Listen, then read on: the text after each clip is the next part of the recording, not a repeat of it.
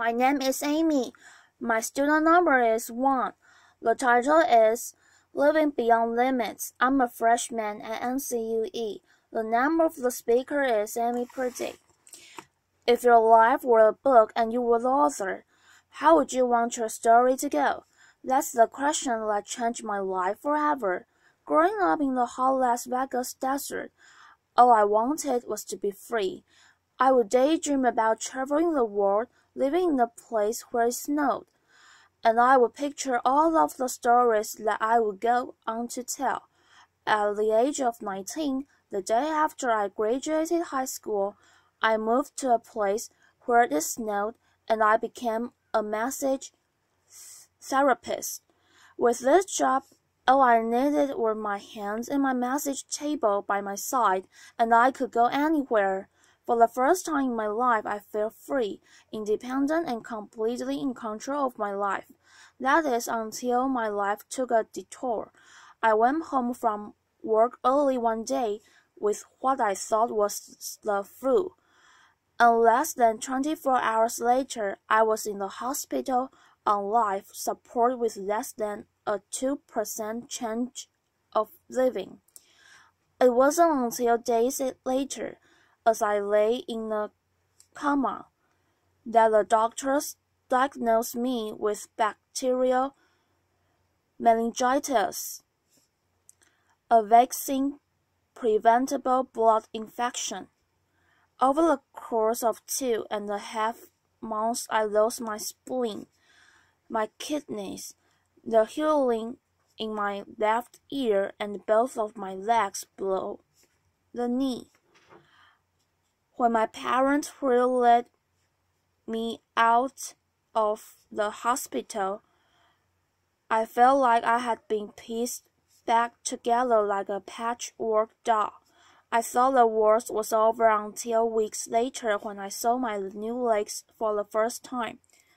The calves were bulky blocks of metal with pipes bolted together for the ankles, and a yellow rubber foot with a raised rubber line from the toe to the ankle to look like a van. I didn't know what to expect, but I wasn't expecting that. With my mom by my side and tears streaming down our faces, I strapped on these chunky legs and I stood up.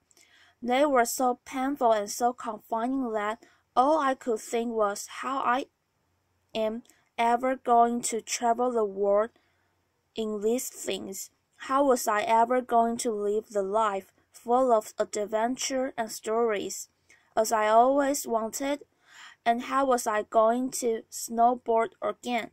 That day I went home, I crawled into bed, and this is what my life looked like for the next few months. Me passed out, escaping from reality, with my legs resting by my side. I was absolutely physically and emotionally broken, but I knew that in order to move forward, I had to let go of the old Amy, and I learned to embrace the new Amy. And then it's when it dawned on me that I didn't have to be 5'5" anymore. I could be as tall as I wanted, laughter, applause, or as short as I wanted, depending on who I was dating, laughter, and if I snowboarded again, my feet aren't going to get cold, laughter, and best of all, I thought, I can make my feet the size of all the shoes that are on the sales rack, laughter, and I did, so there were benefits here. It was this moment that I asked myself the life-defining question: if my life were a book and I were the author, how would I want the story to go? And I began to daydream. I daydreamed like I did as a little girl, and I imagined myself walking gracefully, helping other people through my journey and snowboarding again. And I didn't just see myself carving down a mountain of powder. I could actually feel it. I could feel the wind against my face and the beat of my racing heart as if it were happening in that very moment. And that is when a new chapter in my life began.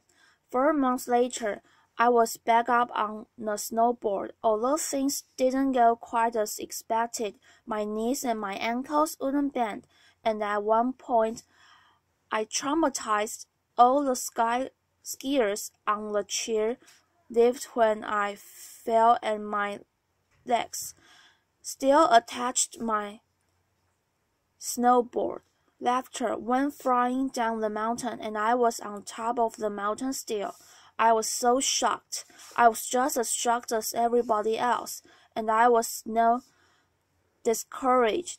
But I knew that if I could find the right pair of feet, that I would be able to do this again.